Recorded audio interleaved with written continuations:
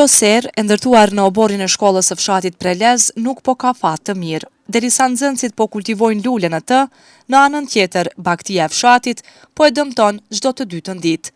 Këtë problem në mikrofonin e televizionit Tema e paraqiti mësuesja klasore Lirona Rushiti, e cila së bashku me nxënësit e saj e kishte fituar këtë serë si donacion. Ajo thot se nxënësit po mundohen kot, derisa mungon rrethoja, e lopët hyn lirshëm në oborin e shkollës.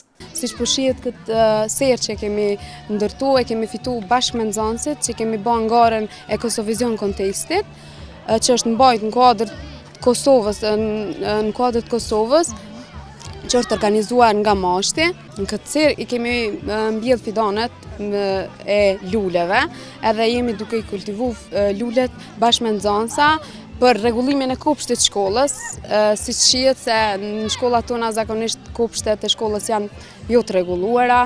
Është pak e vështirë me mbajt për shkak se rrethoja e shkollës nuk është. Kemi kërkuar nga komuna që të bëhet rrethoja e shkollës, por nuk ishte në plan për këtë vit, edhe po na jep vështirësi të mëdha që të mirëmbahet kjo serë dhe të vazhdon puna më tutje me të. Por pavarësisht kësaj, nxënësit vazhdojnë të kenë vullnet për të punuar në këtë serë. Për ta shënuar ditën e shkollës, nxënësit ishin kujdesur që me lulet e kultivuara nga kjo serë ta zbukurojnë ambientin para shkollës, nuk mungonin as gomat e ngjyrosura me ngjyra të ndryshme.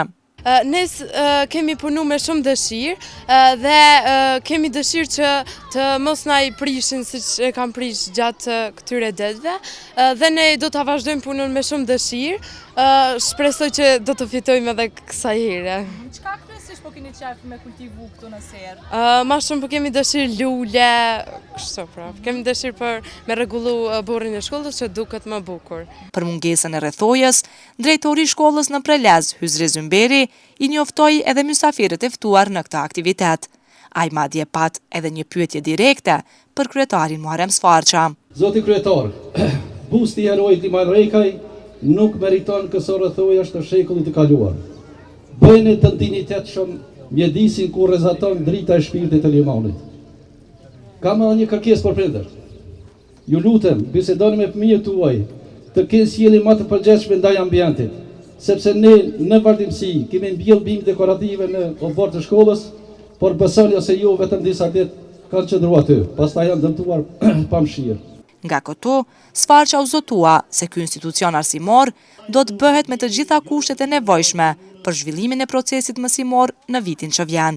Them me përgjegjësi plot që nuk ka pas asnjë kërkesë për realizimin e kësaj që ka orë të on, por që të gjitha janë të planifikuara dhe ne shumë shpejt do t'i fotografojmë gjendjen që e kemi sot dhe gjendjen që do ta kthejmë më të dinjitetshme pas një viti, ku do të vim së bashku dhe do t'i rekapitulojmë të gjitha të arriturat për një vit të ri shkollor.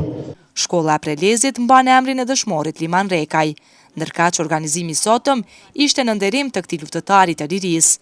Pjesëmarrësit bën homazhe tek busti i dëshmorit me kurora lulesh të freskëta.